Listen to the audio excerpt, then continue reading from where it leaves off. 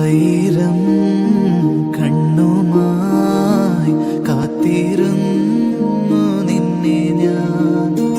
എന്നിൽ നിന്നും പറന്നകന്നൊരു പൈങ്കിളി, മലർത്തേൻ കിളി, പൈങ്കിളി മലർത്തേൻ കിളി.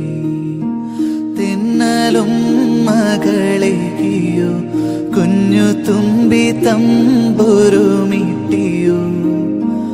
ഉള്ളിലെ മാമയിൽ നീലപ്പീലികൾ വീശിയോ.